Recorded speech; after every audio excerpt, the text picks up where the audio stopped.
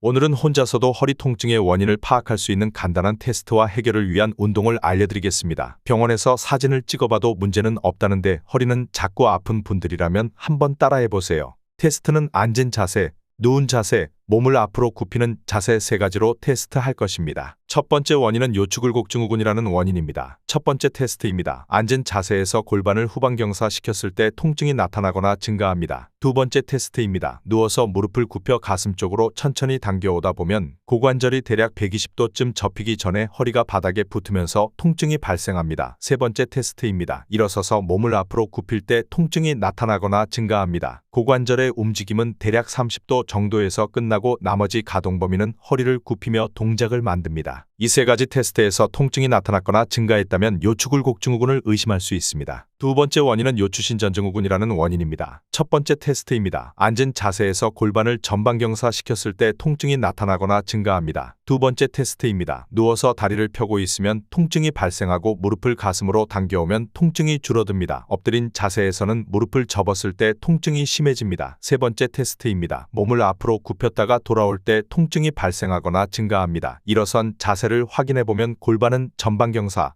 요추는 과신전 형태를 보입니다. 이 3가지 테스트에서 통증이 나타났거나 증가했다면 요추신전 증후군을 의심할 수 있습니다. 세 번째 원인은 요추회전 증후군입니다. 여기서는 약간 다른 테스트를 해볼 것입니다. 첫 번째 테스트입니다. 서 있는 자세에서 몸을 옆으로 기울이면 통증이 증가하고 다리 길이 차이가 느껴집니다. 두 번째 테스트입니다. 똑바로 누웠을 때보다 옆으로 누웠을 때 통증이 심해지고 옆구리를 받쳐주면 통증이 줄어들거나 사라집니다. 세 번째 테스트입니다. 사자 테스트라고 하는 자세입니다. 골반 앞쪽에 튀어나온 뼈를 만져 최대한 골반 균형을 맞춰주세요. 검사하고자 하는 쪽 다리 복숭아뼈를 반대쪽 허벅지 위에 올려둡니다. 천천히 허벅지를 벌려주면 됩니다. 다리를 벌리는 동작 초기부터 요추와 골반이 벌어지는 방향으로 틀어지면서 통증이 나타나거나 증가합니다. 뻣뻣한 고관절 내전, 내외전 근육에 비해 골반 회전과 측골 움직임을 제어하는 복사근 요방형근 등 허리 근육은 약한 것입니다. 이 3가지 테스트에서 통증이 나타났거나 증가했다면 요추회전 증후군을 의심해 볼 수 있습니다. 3가지 원인을 알려드렸지만 실제로는 요추신전과 요추회전 증후군이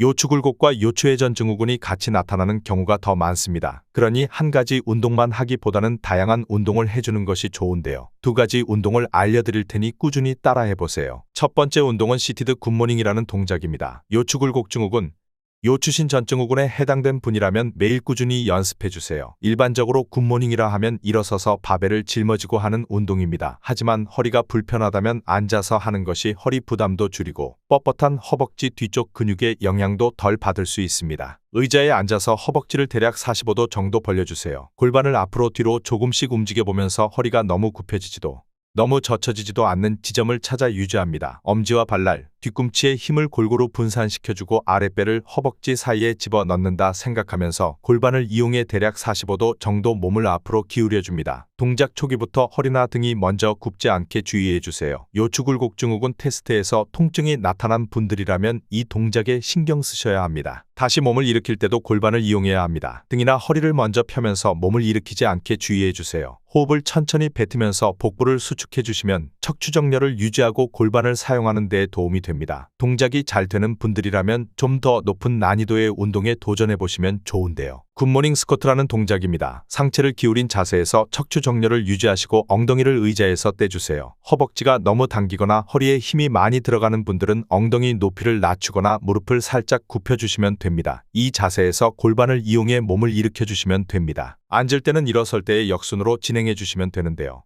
척추 정렬을 유지한 채 골반을 접어주시고 천천히 무릎을 굽혀 앉아줍니다. 그리고 다시 골반을 활용해 처음 자세로 돌아오시면 됩니다. 두 번째 운동은 요추회전 증후군 해결에 도움되는 동작입니다. 사이드 플랭크와 클램 운동을 같이 할 것인데요. 동작의 핵심 포인트는 허벅지를 벌리는 것이 아니라 허벅지를 벌리는 동안 골반이 회전하지 않게 유지하는 것입니다. 먼저 사이드 플랭크 자세를 만들어주세요. 골반이나 허리가 바닥으로 떨어지지 않게 자세를 잘 유지해줍니다. 허벅지를 벌릴 때 호흡을 대략 4초 정도 길게 뱉으면서 갈비뼈가 닫히는 느낌, 하복부가 당겨지는 느낌으로 복부를 수축시켜줍니다. 허벅지를 벌린 상태에서 2초 정도 버텨주시고 다시 천천히 호흡을 마시면서 돌아옵니다. 동작 내내 골반이 회전하지 않게 신경 써주세요. 일반적으로 허리가 아프다면 맥켄지 신전 운동을 최우선으로 생각하시는데요. 신전 운동은 허리 통증의 근본적인 원인을 해결하는 것이 아닙니다. 허리 통증을 만드는 가장 큰 이유는 부족한 고관절 움직임을 허리에서 보상하는 것입니다. 꾸준히 연습해 보시고 오늘 내용이나 다른 자세에 대한 궁금한 점은 댓글로 남겨주세요. 자세의 모든 것 파워라테스였습니다.